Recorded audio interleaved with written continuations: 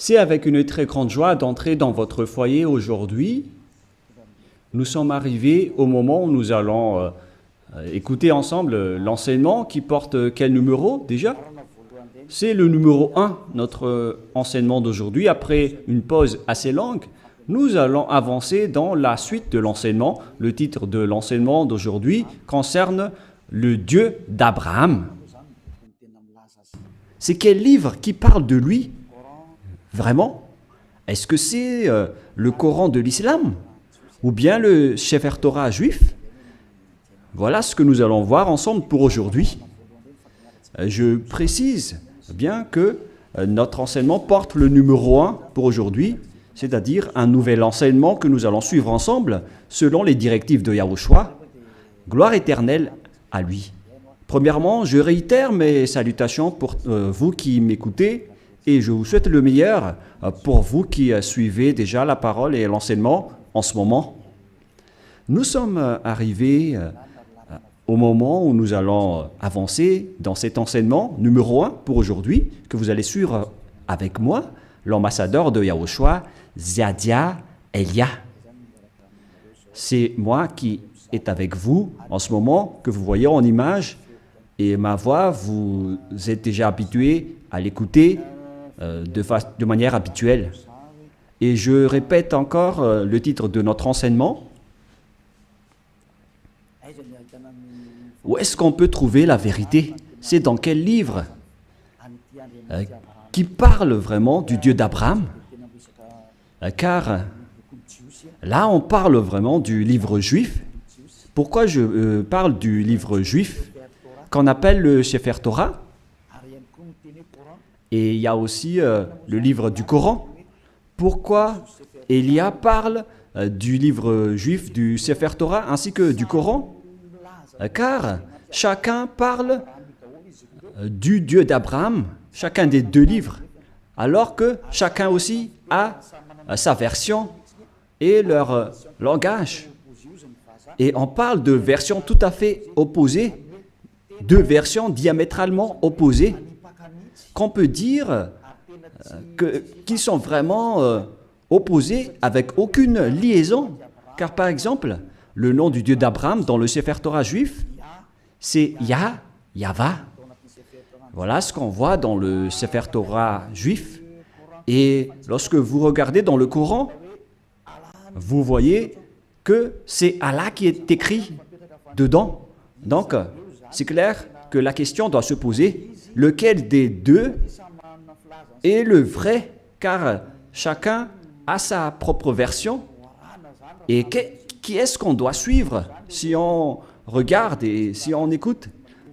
Mais pour les personnes qui ne se cassent pas la tête avec le salut, ils disent que ça va de soi. Mais si vous cherchez vraiment le chemin vers le salut, vous voyez bien que ce schéma est différent. L'autre est vrai et l'autre est faux. C'est pourquoi la question, quel est le vrai livre en ce moment?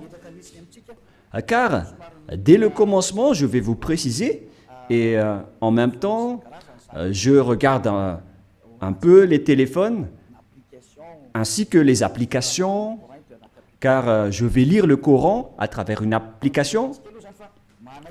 Et donc, nous allons d'abord voir que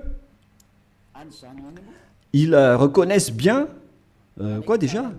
Ils reconnaissent bien l'existence de quoi déjà? Du Sefer Torah. Ils reconnaissent bien l'existence du Sefer Torah, le livre du Coran. Le livre du Sefer Torah, c'est le livre juif. Nous allons d'abord lire cette parole, car si l'on veut faire le rapport avec ces deux paroles qui sont différentes, alors que le Coran reconnaît bien le Sefer Torah juif, le Sefer Torah appartient aux Juifs israéliens. Et le Coran précise bien qu'il reconnaît l'existence du Sefer Torah selon le livre du Coran, Ali Imran 3. Nous allons regarder ensemble Ali Imran 3. Et vous pouvez directement afficher, mais moi en même temps je vais rechercher un peu. Ali Imran 3.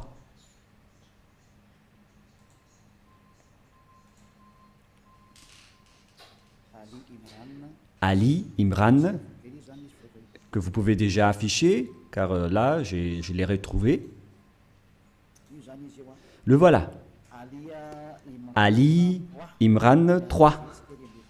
Et nous regardons ensemble vers l'écran. Il y a donc une langue arabe et après, il y a la traduction. Il a fait descendre sur toi le livre avec la vérité. Confirmant le livre descendu. Et il fit descendre la Torah et l'Évangile, ce qui prouve que l'islam reconnaît bien que ce sont eux qui ont fait entrer la Torah ainsi que l'Évangile dans le verset 2, à l'Imran verset 2. Voilà ce qui est dit. Allah, pas de divinité à part lui. C'est-à-dire qu'il n'y a pas aucun Dieu à part lui, le vivant, celui qui subsiste par lui-même. Nous voyons bien donc qu'il y a deux schémas différents qu'on doit faire connaître aux gens. Où est-ce qu'on doit aller si vous cherchez le salut? Voilà le rôle de Élia. Élia est là pour sauver tous les humains, non pas seulement ceux qui invoquent Jésus ou Jesus, mais tous ceux qui veulent avancer, vous pouvez avancer. Ceux qui veulent rester, vous pouvez rester. Et c'est pareil aussi avec l'appel aux islamistes pour leur demander de regarder la vérité, car votre livre reconnaît bien l'existence du Sefer Torah juif et ils disent que c'est leur Dieu même qui l'a fait entrer. C'est le Dieu de l'islam. C'est vraiment grandiose ce qu'il dit en disant que c'est le Dieu de l'islam qui a fait entrer le Sefer Torah juif ainsi que l'Évangile, le Nouveau Testament, dans lequel il y a l'histoire du Fils de Dieu qui figure dans la Sainte Écriture juive, que les islamistes ne reconnaissent pas du tout en disant que le Fils de Dieu n'existe pas car Dieu n'a pas du tout enfanté. Voilà notre problème. C'est-à-dire qu'il y a un schéma étrange concernant cette parole de Dieu qui vraiment possède la vérité. Et donc, nous allons suivre le titre qui raconte vraiment ce Dieu et qui a vraiment la vérité. Est-ce que c'est dans le Coran de l'islam ou c'est dans le Sefer Torah juif?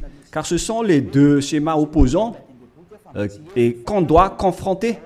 Ce n'est pas qu'on va faire combattre le livre, mais on doit regarder la vérité à travers la parole. Et donc c'est clair que le Dieu de l'islam, selon eux, c'est lui qui a donné le Torah ainsi que le Nouveau Testament, la bonne nouvelle dans l'Évangile où il y a Yahushua, mais qu'ils ont changé au nom de Isha. Et les faux chrétiens l'ont changé en Jésus ou Jesus. Et certains nous demandent, est-ce que vous êtes chrétien? Moi, je réponds directement, nous ne sommes pas chrétiens. Car le Christ, plusieurs gens l'ont déjà changé en autre sens. Élia n'est pas chrétien. Élia suit Yahushua qui est l'élu. C'est celui que je suis. Voilà. Mais le Christ, le nom du Christ est déjà détruit. Et nous, on n'entre plus dans ce genre de choses étranges. Mais le vrai, le bien et le pur, c'est de suivre Yahushua, l'élu. Nous allons encore entrer dans ce sujet prochainement, mais on va dire d'abord que le livre de l'islam reconnaît Yahushua, mais ils ont juste changé son nom en Isha. Nous allons voir ça après. Mais dès le commencement, on voit bien que le Coran, ils reconnaissent bien le Sefer Torah juif. On parle ici du livre du Coran de l'islam. Donc là, c'est clair. Nous allons encore rajouter un autre verset. On va rajouter pour que ça soit bien complet dans vos écrits, nous allons encore lire dans le livre de Al-Maïda, qui s'écrit Al-Maïda. Al-Maïda 44. Nous allons aussi lire Al-Maïda 44, que je vais encore rechercher un peu.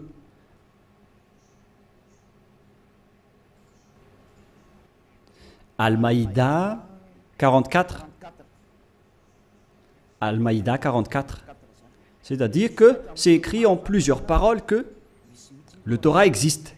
Mais comment te demanderaient-ils d'être leur juge quand ils ont avec eux la Torah dans laquelle se trouve le jugement d'Allah? C'est-à-dire, ici la parole précise que c'est dans le Torah qu'il y a le jugement de Allah, c'est-à-dire le Dieu de l'islam. Son jugement réside dans le Torah, dans la Torah. Et donc c'est clair à ce sujet-là que la Torah appartient à Allah, ce qui est étrange déjà. Mais qui est le vrai propriétaire de la Torah? Est-ce que c'est Allah ou bien Yahva? Toutes ces questions se posent, car nous voyons tous ensemble que les islamistes disent qu'ils sont les propriétaires de la Torah, d'après ce schéma, car le jugement de Allah pour les humains est dedans. Et bien évidemment, on va juger les humains, et ils disent que c'est dans le Sefer Torah juif. Et puis après cela, ils jettent en jugement, et ces gens-là sont nullement des croyants. Bon, on va laisser ça de côté, mais ici, on voit bien que la parole est très claire en disant que le Dieu Allah Islam est bien dans le Sefer Torah juif, ce qui est déjà étrange. Mais on va voir la vérité. Et malgré cela, nous allons encore regarder d'autres paroles pour bien compléter, pour bien prouver la parole de Élia. Nous allons lire dans Mariam 12. Attendez un peu parce que le livre s'est envolé. Mariam.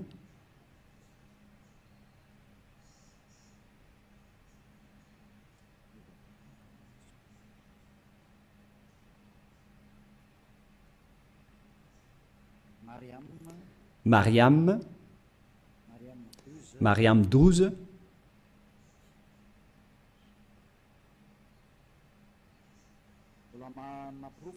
Ce qui, je suis encore en train de donner des preuves. Hein. Allez-y, affichez pour qu'on le lit, les techniciens. Oh Yahya, tiens fermement au livre, la Torah. Nous lui donnâmes la sagesse alors qu'il était un enfant. Ici donc, cette personne qu'on parle ici, on lui a dit de bien tenir le livre de la Torah qu'on lui a donné avec la sagesse. On lui a donné la sagesse dès son enfance. C'est-à-dire que c'est bien précisé dans le livre d'Islam, et c'est incontestable qu'ils reconnaissent l'existence du Sefer Torah juif. Alors, si l'on a vu tout cela, maintenant, on va regarder qui est vrai. Est-ce que c'est le Sefer Torah juif qui sont aux Juifs israéliens? Ou bien est-ce que c'est le Coran des Arabes? Lequel est le vrai? Et donc, nous devons revenir aux dates pour regarder la vérité. Quelles sont les paroles concernées ainsi que les dates? Premièrement, la date du Sefer Torah était vers l'année moins 2000. Et d'ailleurs, après, il a été distribué dans le synagogue selon les chercheurs et les historiens de Wikipédia. Vers l'année moins 1000, on a distribué déjà le Sefer Torah dans les synagogues. Voilà ce que les chercheurs ont dévoilé. Et d'ailleurs, les autres chercheurs peuvent penser à cela pour prouver la parole de Élia. Donc ici, on dit que l'existence du Sefer Torah était déjà vers l'année moins 2000. Nous allons donc voir l'histoire du Sefer Torah dans Wikipédia dans les autres encyclopédies humaines. Voilà donc un autre livre que j'ai sélectionné parmi les livres des chercheurs. En fait, ils sont plusieurs, ces chercheurs, qui ont sorti cette déclaration que j'ai extrait de leur livre. C'est dans l'ancien hébreu alphabet chart. Voilà son titre. Ancien alphabet hébreu chart. Le voilà. C'est en hébreu. Voilà les alphabets hébreux. Et il précise les dates. C'est en quelle année la date, sa date de parution. Voilà donc la date. Ça a été utilisé entre moins 2000 avant Yahushua et moins 1000 avant Yahushua.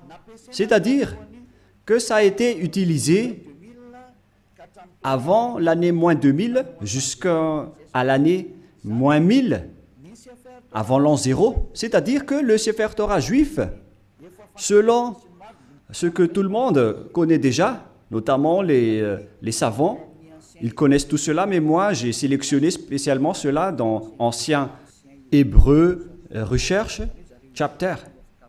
C'est-à-dire que les Hébreux ont fait des recherches avec leurs savants pour sortir cet article que ça a été utilisé vers moins 2000, qu'on a utilisé l'alphabet hébreu, colonne 1 utilisé dans l'ancienne époque, colonne 2 vers moins 1000 jusqu'à moins 100, et colonne 3 utilisée depuis moins 400 jusqu'à plus 100. Voilà donc. Alors, on voit bien que c'était utilisé vers moins 1000 jusqu'à plus 100, mais pas moins 100 pour la deuxième. Ici, on voit clairement que c'est depuis l'année moins 2000 que le Sefer Torah juif a déjà existé. Nous allons encore donner une deuxième preuve, toujours sur Wikipédia. Sur Wikipédia, ils disent, concernant la distribution du Sefer Torah juif, lorsqu'ils l'ont sorti, c'est dans Wikipédia que nous allons le lire. Voilà ce qui est dit dans le don du Sefer Torah. Don du Sefer Torah. C'est où déjà? Voilà. Le don des nouveaux Sefer Torah à la synagogue est souvent l'occasion d'une fête joyeuse avec des chants, danses et prières. Cet usage remonte au premier temple. On parle ici à l'époque où le temple de Jérusalem n'était pas encore détruit, vers 1000 avant Yahushua. Mais le vôtre, ce n'est pas cohérent. Hein. Voilà. C'est-à-dire que ça a déjà existé depuis l'année moins 1000 concernant la distribution du Sefer Torah dans les synagogues. Les synagogues, ce sont des genres de petites églises. Si on compare avec le royaume de Yahushua, ce sont les VP, les petites églises régionales, etc.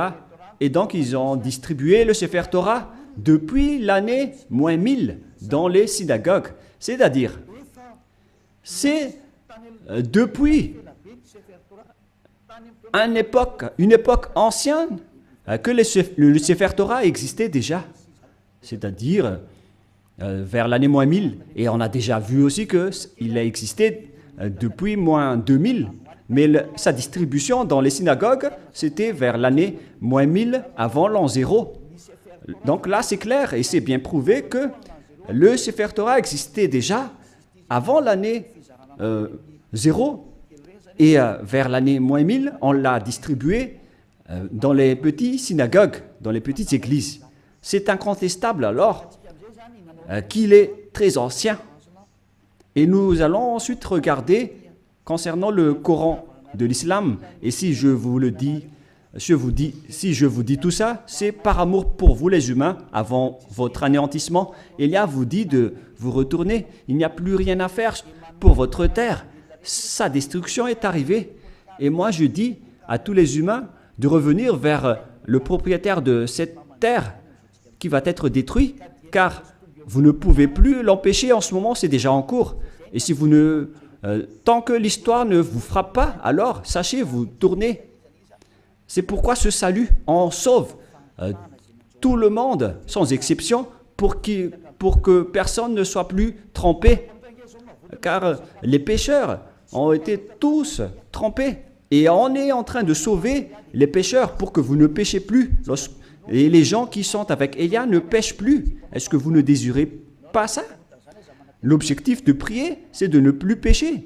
Mais si vous êtes encore pécheur, n'espérez pas d'aller vers le Dieu d'Abraham. Les pécheurs n'iront jamais auprès du Dieu d'Abraham. Vous êtes en train d'être baratiné par les gens. Vous seriez perdu en enfer et dans le lac du feu. Voilà votre finalité. Alors faites bien attention. Et là, maintenant, on va voir à quel moment le Coran de l'islam a existé. Toujours dans le livre du Coran que nous allons prendre sur Wikipédia, date de parution. Le livre de l'islam a été proclamé vers l'année plus 612. Plus 610 jusqu'à 632. Proclamé de 612 jusqu'à 632. Et il y avait eu une autre édition après 632, 634, etc. C'est-à-dire qu'il a existé aux alentours de l'année 612 concernant l'existence du Coran de l'islam. Ce n'est pas le Coran juif, mais c'est le Coran de l'islam, c'est-à-dire aux musulmans. Donc, il s'agit d'un livre récent qui est différent du livre juif. C'est vraiment un livre différent. C'est pourquoi le nom de leur Dieu n'est pas pareil que le nom du Dieu juif. Le nom du Dieu juif qui est Yahva et le nom du Dieu de l'islam c'est Allah. Alors lequel on doit choisir? Car chacun dit qu'il connaît la Torah. Et si vous avez vu cette date, bon, donc moi je vais bien le montrer pour démontrer l'originalité de l'histoire du Coran. Et il y a encore plusieurs histoires, mais on va voir un peu en bas les paroles divines, les créations musulmanes, etc. Et ici, on voit en bas la date de parution que je vous ai montré tout à l'heure. Date de parution proclamée de 610 à 612 jusqu'à 632. C'est-à-dire vers l'année 610. Voilà l'existence du Coran. C'est incontestable. Tout le monde le connaît. La question qui se pose, si on veut regarder la vérité sans favoritisme, si on veut voir la vérité sans favoritisme, qu'est-ce qu'on doit suivre? Qui est-ce qu'on doit suivre? Car les deux livres parlent du Dieu d'Abraham et ils reconnaissent tous le Dieu d'Abraham. Et lorsqu'on a regardé les dates, la date du Sefer Torah était vers l'année moins 2000, son existence. Et vers l'année moins 1000, sur Wikipédia, c'est prouvé qu'il a été distribué le Sefer Torah, on l'a distribué dans les petites synagogues. C'est-à-dire qu'il s'agit d'un livre très ancien, le Sefer Torah. C'est lui qui a conservé les anciennes paroles. Et donc, si on regarde bien, qu'est-ce qu'on doit prendre? Est-ce que vous allez prendre le livre qui était né vers plus 600 de l'islam? Est-ce que c'est là qu'on doit voir la vérité sur le Dieu d'Abraham? Ou bien vers celui qui était vers moins 2000? Et sans hésitation, sans favoritisme, tout le monde doit dire qu'on doit voir dans le livre qui existait vers moins 2000, qui a conservé toute la vérité. Voilà la vérité. Lorsque vous regardez l'originalité, il faut regarder le plus ancien. Si l'on prend l'exemple d'un problème foncier, on doit avoir la source de la situation juridique au tribunal, on doit voir l'authenticité, le plus authentique, le plus ancien. Et donc, c'est clair que c'est celui qui possède le plus ancien dossier qui est le propriétaire du terrain, mais pas celui qui est venu récemment. Voilà donc pour prouver la vérité qui est incontestable, même pas un tout petit peu. Voilà la question qui se pose. Qui a eu tort? Et nous allons d'abord préciser ce schéma qui est en cours. Et qui a écrit le livre du Sefer Torah d'abord? Car nous voyons bien que celui qui a écrit le livre du Coran, c'est un arabe. Et il ne peut pas nier cela. Mais celui qui a écrit le Sefer Torah juif, c'est Moshe. C'est Moshe qui l'a écrit. Et c'est justement ça qu'on va regarder en disant, est-ce que le Coran reconnaît Moshe et accepte Moshe? Voilà ce qu'on va regarder. Allons-y. Il accepte Moshe. Il accepte Moshe car c'est Moshe qui l'a écrit. C'est dans Exode 24. Quel verset déjà?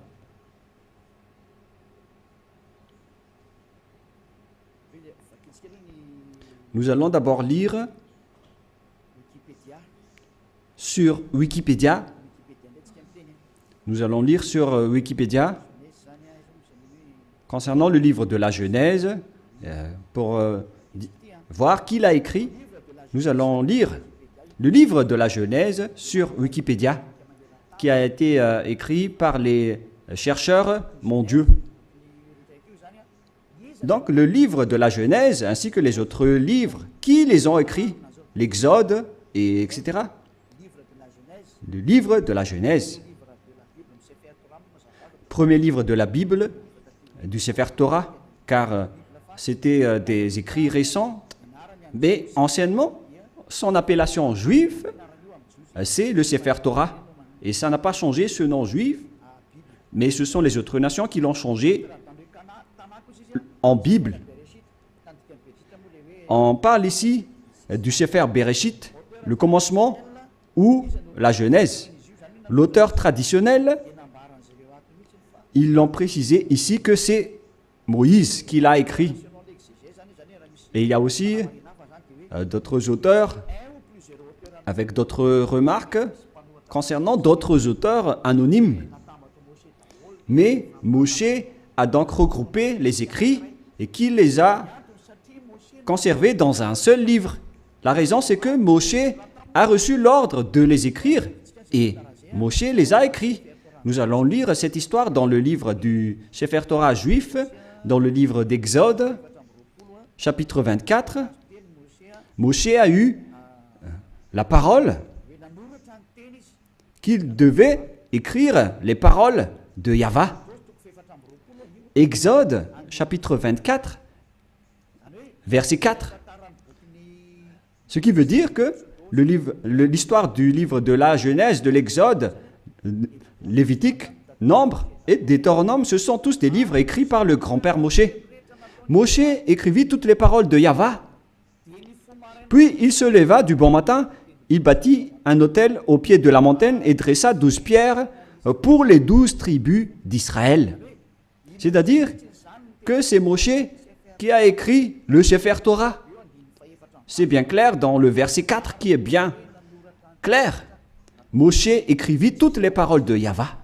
Personne ne peut plus contester cela en disant que c'est une autre personne qui l'a écrit. Donc l'ancien Sefer Torah, le plus ancien, c'est Moshe qui a écrit tous ces livres selon ce qui est dit dans le Sefer Torah, dans le livre d'Exode, qui est un livre de Moshe.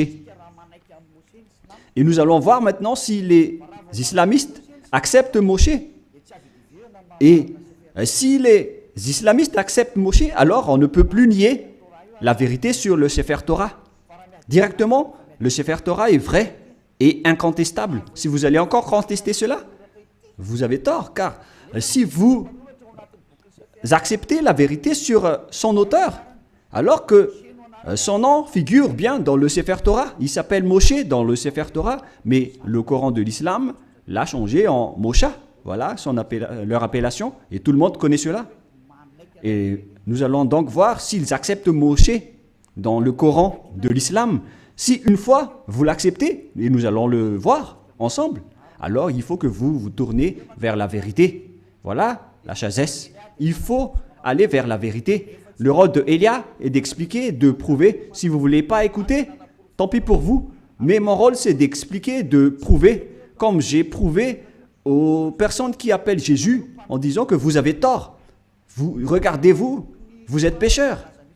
Et même le livre du Coran précise bien que tous les islamistes sont pécheurs. Et ce qui est pire, c'est qu'ils vont être tous jetés en enfer. Et ils connaissent tous cela.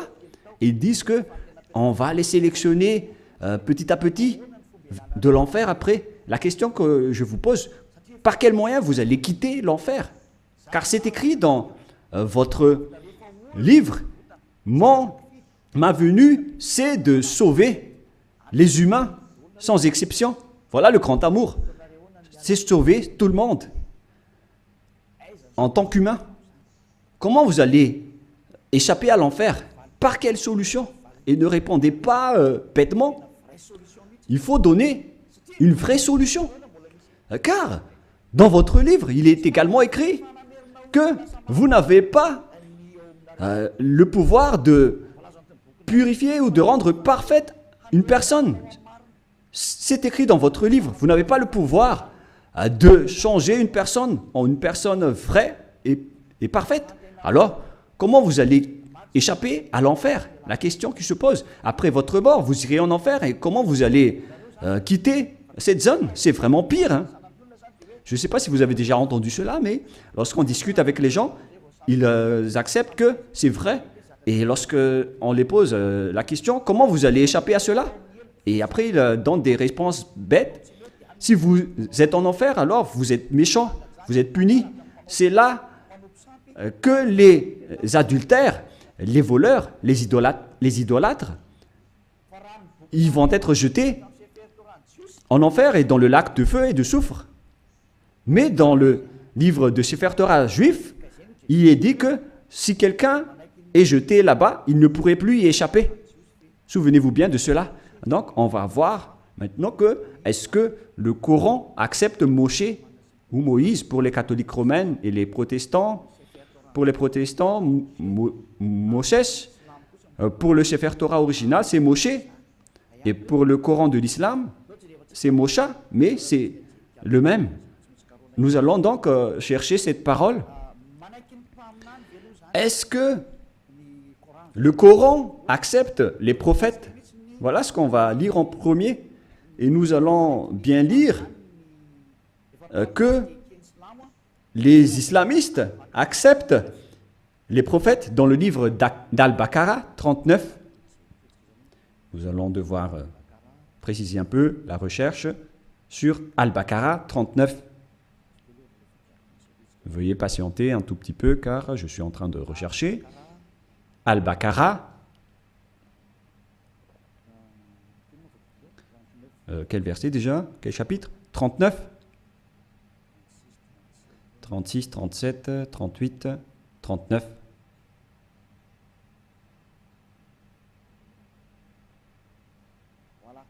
Voilà. Al-Baqarah 39. Le voilà.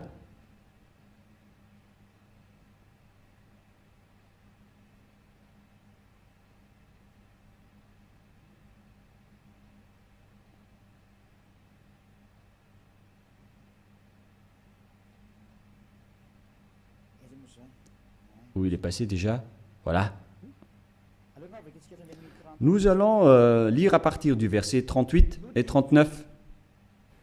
Nous dîmes, descendez d'ici, vous tous, toutes les fois que je vous enverrai un guide, c'est-à-dire lorsqu'ils vont envoyer un guide parmi vous pour vous guider, celui qui vont les suivre n'auront pas de crainte ou de terreur, etc. Voilà. Verset 39.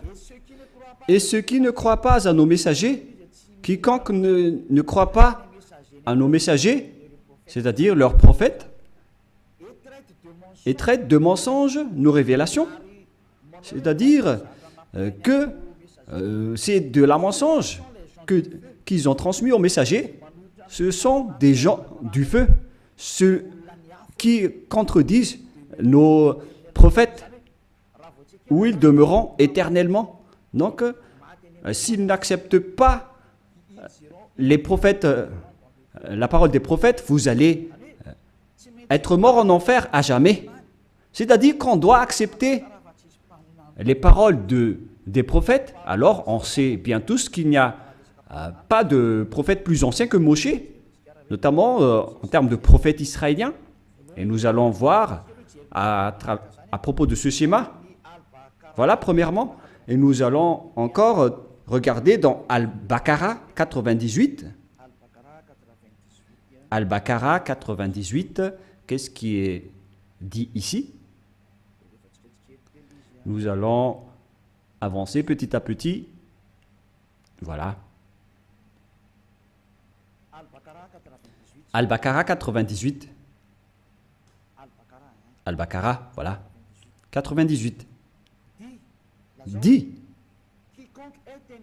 quiconque est ennemi d'Allah, il s'agit de leur Dieu, de ses anges et de ses messagers, jusqu'à ses messagers, de Gabriel et de Michaël. Vous voyez bien qu'il y a le terme Gabriel et Michaël qui se trouve dans le livre de Sefer Torah également. Allah sera son ennemi, c'est-à-dire que Allah sera leur ennemi, car Allah, le Dieu de l'islam, il est l'ennemi des infidèles. C'est-à-dire,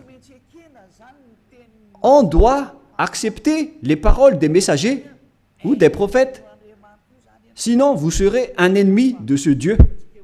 C'est clair alors qu'on va voir que est-ce que Moshe est un prophète dans le livre du Coran? Mais si Moshe est un prophète, alors les paroles de Moshe doivent être acceptées par les islamistes, car Moshe est le premier prophète. Et eux, ils reconnaissent le livre de la Torah. Et Moshe se trouve dans la Torah et pas ailleurs. Nous allons également voir une autre parole, toujours dans Al-Baqarah, mais dans le chapitre 253. C'est un peu loin, ce chapitre 253. C'est encore loin.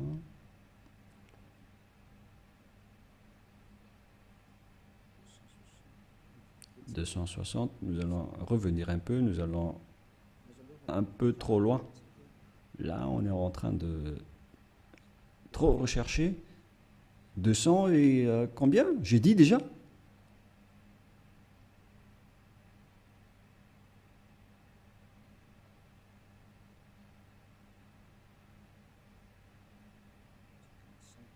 55, 54, 53, voilà. Écoutez bien ceci. Parmi ces messagers, nous avons favorisé certains par rapport à d'autres. Il en est à qui Allah a parlé, vous savez. C'est-à-dire, parmi les prophètes et les messagers, il y a des hauts gradés par rapport aux autres.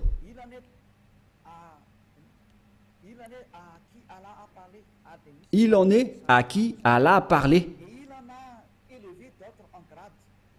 Et il en a élevé d'autres en grade, qui ont été promus en grade.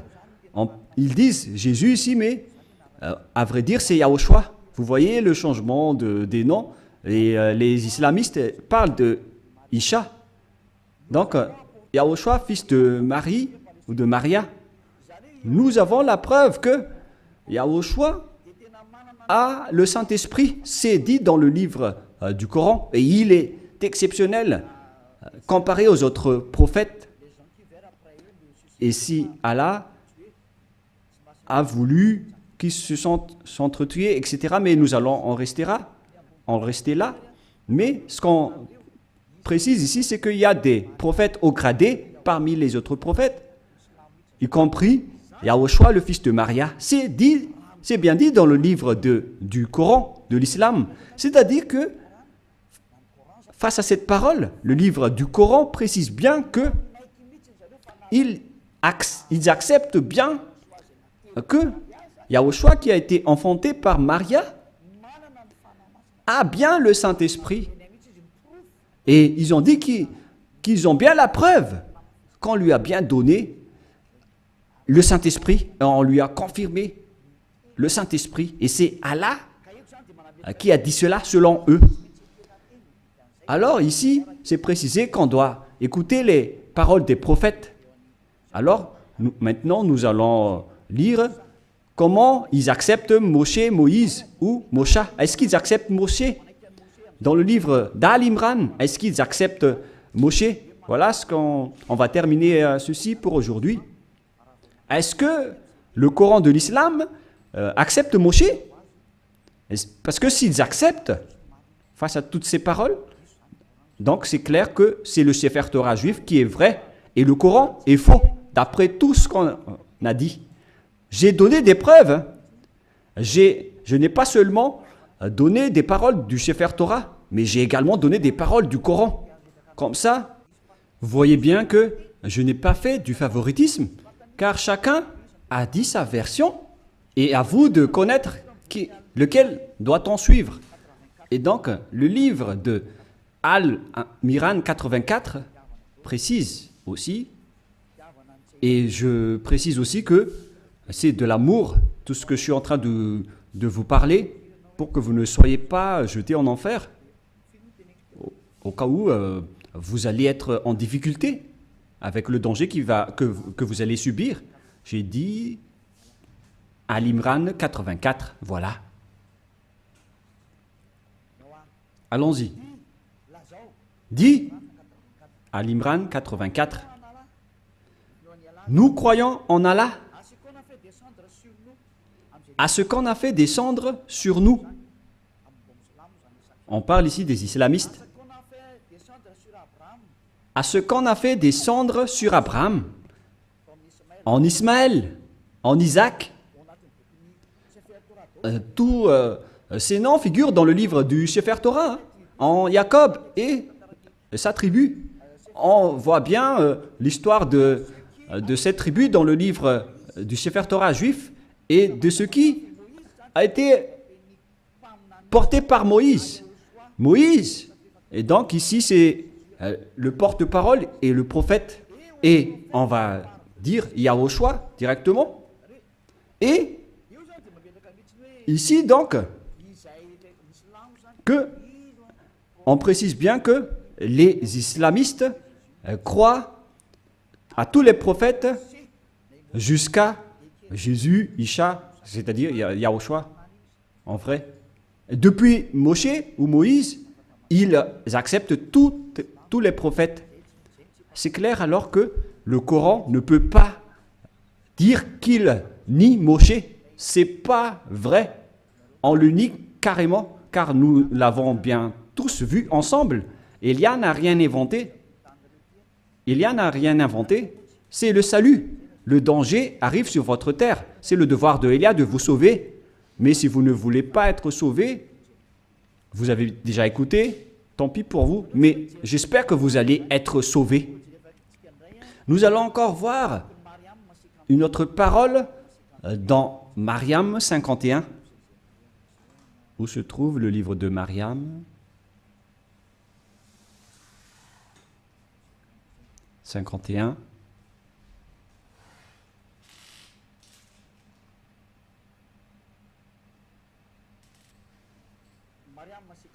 Mariam 51 et mentionne dans le livre de Moïse ou Moshe, c'était vraiment un élu et c'était un messager et un prophète. Les islamistes exigent bien et précisent qu'il faut bien marquer que Moïse ou Moshe c'était vraiment un élu. Il faut bien donc marquer dans le livre de l'islam que Moïse ou Moshe ou Mosha, c'est un élu, c'est un porte-parole et c'est un vrai prophète, messager. Voilà. Il est également en même temps un élu, il a été choisi. C'est vraiment un élu. C'est un homme élu, alors ne le négligez pas. Voilà ce que ça veut dire. Vous voyez maintenant que les islamistes ne doivent plus nier. Car c'est bien dans leur Coran la vérité de Moshe. Et qu'est-ce que Moshe a dit? Car c'est Moshe qui va nous dire que c'est lui qui a écrit le livre de la Genèse. Nous allons aussi voir cette parole. Donc c'est clair que vous ne devez plus nier cela en disant qu'il y a des fausses paroles. Pourquoi vous allez contredire la parole de Moshe? Car la parole de Moshe est vraie et ça a déjà existé vers moins 1500. Comment vous allez encore pouvoir le nier? Vous voyez bien que c'est impossible. Directement, vous allez nier votre propre parole si vous niez les paroles de Moshe. C'est clair, donc, que vous devez revenir vers le Sefer Torah juif si vous voulez être sauvé. Si vous ne voulez pas revenir là-bas, alors là, vous êtes frappé par votre propre parole. Je n'ai rien inventé. Lisez bien la parole. Il faut que nous allons encore rajouter une autre parole pour prouver dans Al-Baqarah 51. Al-Baqarah 51, nous allons lire.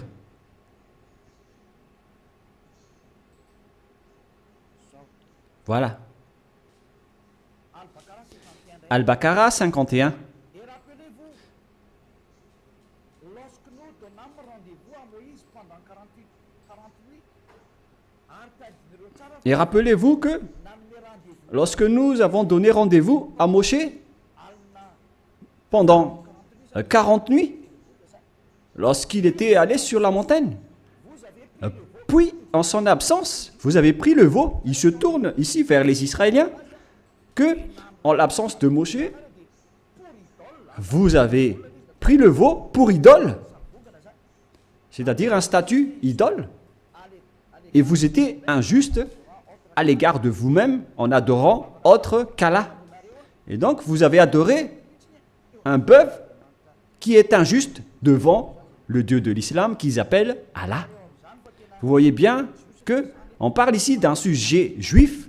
Donc, les islamistes acceptent que Moshe était bien monté sur la montagne, alors qu'on voit cette histoire dans le Sefer Torah juif qui existait déjà vers moins 1500, qui est bien loin comparé au livre du Coran qui a existé vers plus 600. Les dates ne sont pas vraiment du tout, ne sont pas du tout proches. Et si on écoute tout cela, on doit bien penser, est-ce que on doit nier encore le Sefer Torah juif et pour confirmer que les paroles de Moshe sont incontestables? C'est le livre de Coran qui le dit. Je n'ai rien inventé. Nous allons encore regarder une autre dernière parole dans le livre de An-Nisha 163. An-Nisha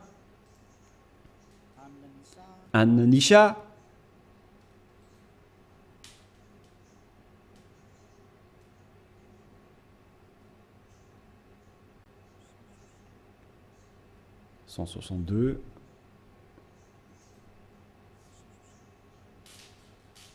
Là, c'est 160 et combien?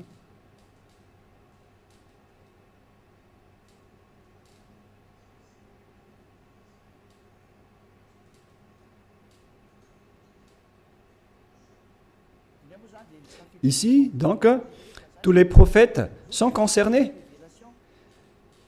Nous t'avons fait une révélation. Comme film à Noé, nous t'avons fait une révélation, comme à l'époque de Noé. Noé, on sait tous qu'il existe dans le Sefer Torah juif, à tous les prophètes, nous allons faire une révélation en Abraham, en Ismaël, à Isaac, en Jacob. ainsi à toutes les tribus, jusqu'à Yahushua, Job, Jonah, Aaron, jusqu'à Solomon. Et nous avons donné le Zabour à David. Le Zabour, c'est le livre de psaumes. C'est-à-dire que même le Coran de l'islam reconnaissent et acceptent le Zabour ou psaume, Z-A-B-O-U-R. Les islamistes acceptent le livre de Solomon, le livre d'Aaron, le livre de Jonas, prophète, le livre de Job, le livre de Yahushua. Alors que toutes ces histoires, on les voit dans le Sefer Torah juif vers l'année moins 2000, jusqu'à moins 1500. On a vu jusqu'à moins 1000. On a vu toute cette histoire. Donc, le Coran de l'islam accepte le Sefer Torah juif. Qu'est-ce qui est dit par le grand prophète dedans? L'élu qui n'est autre que Moshe. Moshe a dit que c'est moi qui a écrit le livre du Sefer Torah. Et nous allons revenir à ce que je vous ai donné tout à l'heure dans Exode 24, 4. Moshe dit ici dans Exode 24, 4. Moshe écrivit toutes les paroles de Yahva. Celui qui est invoqué par Moshe dans le Sefer Torah, c'est Yahva, mais pas Allah. Voilà une première erreur. Car Moshe existait déjà vers l'année 1500, qui est déjà très ancien. Je n'ai pas encore donné la date de naissance et d'apparition de Moshe. Et dans ce livre, tout le monde le connaît. Ce n'est pas une nouvelle chose pour vous. Voilà donc l'histoire de Moshe, le Moïse historique comme titre. On parle de l'histoire de Moshe selon les chercheurs. Par conséquent, nous allons lire directement. Moïse, selon la Torah, a vécu 120 ans, serait né en 1560 avant l'ère commune et serait mort en 1440, c'est-à-dire vers l'année moins 1500 que Moshe a existé selon l'histoire des chercheurs. Nous n'allons pas chercher et approfondir à ce sujet, mais si on va faire la recherche, on va trouver cette date de moins 1500. Et si vous allez dire, est-ce que vous avez déjà fait la recherche? Oui, mais c'est une longue histoire que nous n'allons plus y revenir. Mais là, on voit bien que Moshe était déjà né avant tous les prophètes arabes, car selon eux, c'est dans le Sefer Torah que tout a été dit. Et le Sefer Torah a été écrit par Moshe. Et lorsque Moshe l'a écrit, il a dit, vous ne pouvez pas ajouter ou retrancher les paroles. Faites attention car ce sont les ordonnances de votre Dieu, le Dieu des Juifs. Et le Dieu de Moshe, il a bien expliqué que le Dieu de Moshe, vers moins 1500, et le Dieu d'Abraham, vers moins 2000, c'est bien clair que leur Dieu, c'est Yahva, qui est écrit dans le Sefer Torah. Nous allons donc lire la parole de Dieu, la parole de Moshe, dans le Sefer Torah juif, qui a dit qu'il ne faut pas ajouter ou retrancher les paroles. Deutéronome 4.2, c'est un livre de Moshe. Et Moshe est l'élu, le prophète et le messager. Alors il ne faut pas s'opposer aux paroles de Moshe. Nous allons lire Deutéronome 4, Deutéronome chapitre 4, excusez-moi, versets 1 et 2. Maintenant, Israël, écoute les lois et les ordonnances que je vous enseigne. Mettez-les-en en pratique. On a fait porter la parole à Moshe, venant du cher père Yahva. Israël, écoute les lois et les ordonnances que je vous enseigne, mettez-les-en en pratique afin que vous viviez et que vous entriez en possession du pays que vous donne Yahva, le Dieu de vos pères. Alors il faut que Israël suit cette parole. Le Dieu d'Israël, donc c'est un Dieu des Juifs, mais pas des Arabes. la parole est réservée aux Israéliens, ainsi qu'à ceux qui veulent être sauvés. Et si vous voulez être sauvés, rapprochez-vous du Dieu d'Abraham dans le Sefer Torah juif, écrit par Moshe. Et le nom du Dieu de Moshe, c'est Yahva, que je vais faire sortir après. D'ailleurs, il est déjà écrit, que vous pouvez le voir en ce moment. Verset 2, qu'est-ce qui est dit? Vous n'ajouterez rien à ce que je vous prescris, selon le Dieu d'Abraham. Le Dieu d'Abraham qui a discuté avec Moshe, et qui l'a ordonné. Et après, Moshe a dit, dans le Sefer Torah, que les islamistes acceptent l'existence. Le Sefer Torah précise bien que vous devez observer les lois de Yahva, votre Dieu. Et donc, vous n'ajouterez rien. Et vous n'en retranchez rien aux paroles. Voilà ce qui est dit par le Dieu de Moshe. C'est-à-dire que toutes les paroles écrites par Moshe depuis le livre de la Genèse. Et après, il a organisé l'écriture jusqu'à la fin du livre de Deutéronome.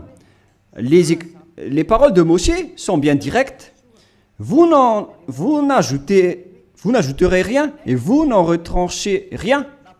Alors, vous ne pouvez pas dire que c'est un livre ancien et obsolète qu'on ne doit plus écouter, ou que c'est un ancien prophète qu'on ne doit plus écouter. Sachez qu'il est interdit par la parole du Dieu qui a discuté avec Moshe dans le Sefer Torah juif. Il a dit, ne rajoutez rien et ne retranchez rien. Donc, tous ceux qui ont changé le Sefer Torah juif ont tous tort. Ceux qui ont changé ce livre sont coupables devant ce Dieu de Moshe, car il ne faut rien rajouter ou retrancher aux paroles. Alors que chacun réfléchisse. Qui a fait l'erreur? Qui a fait la faute? Ce n'est pas du tout Élia. Je vous ai donné la preuve. Et que chacun regarde et lit et écoute qui a eu tort.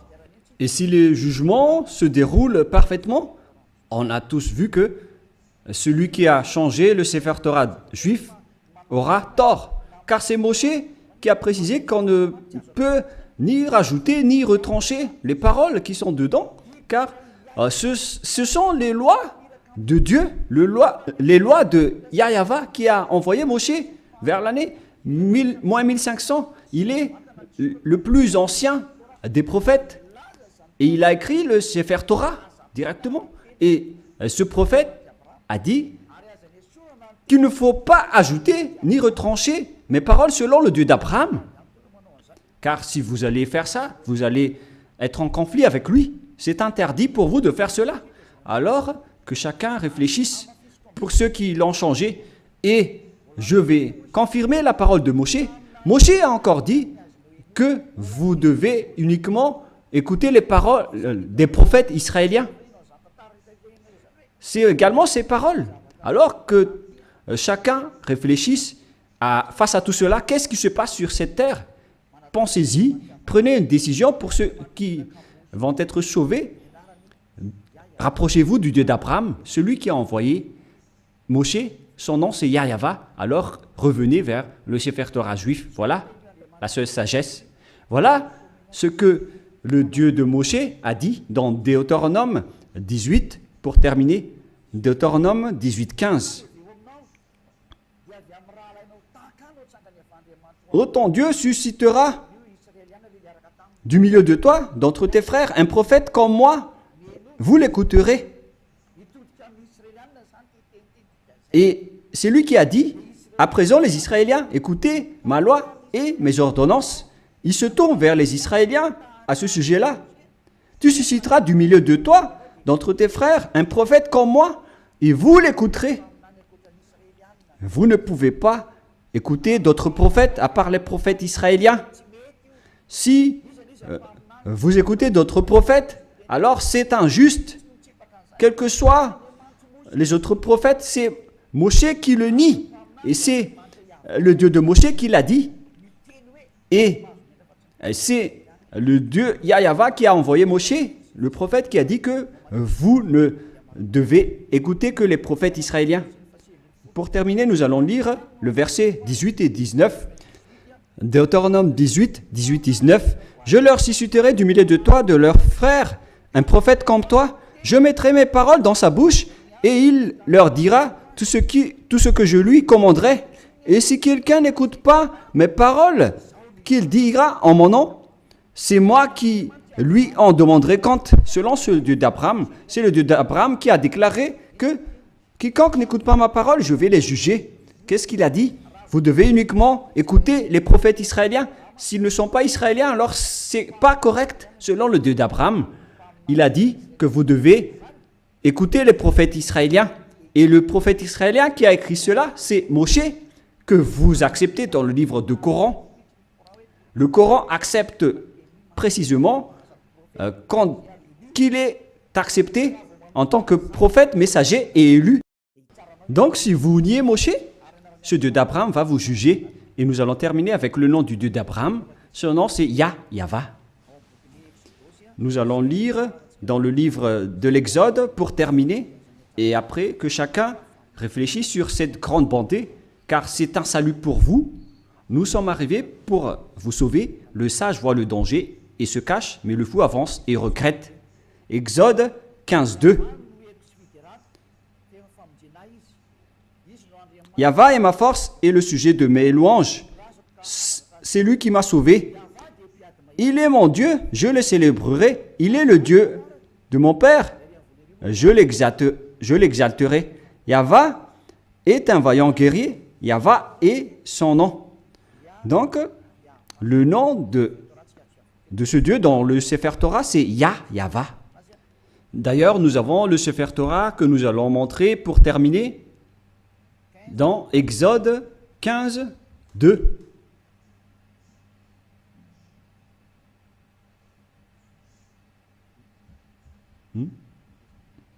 Qu'est-ce qui se passe?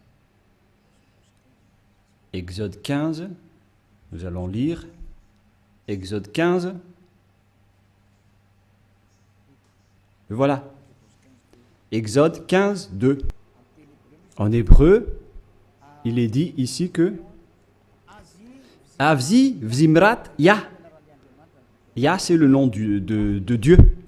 Vaili, Ilishua, Evanvehu, Elohe, Ali, Varuminu.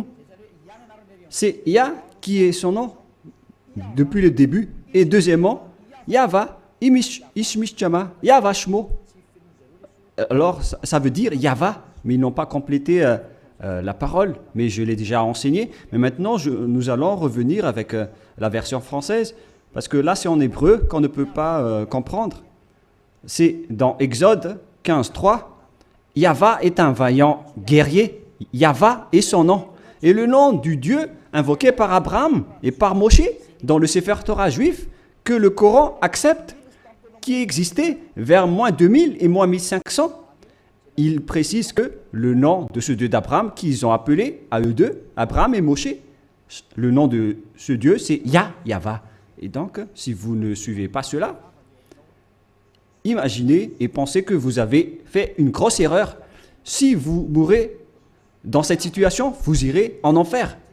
Écoutez ma parole, c'est de l'amour, ce n'est pas de la diffamation, c'est de la preuve pour la parole. Le sage voit le danger et se cache, mais le fou avance et le regrette. J'espère que vous tous qui m'avez écouté, vous allez vous tourner vers la vérité, le Dieu d'Abraham, le Dieu de Moshe qui est incontestable.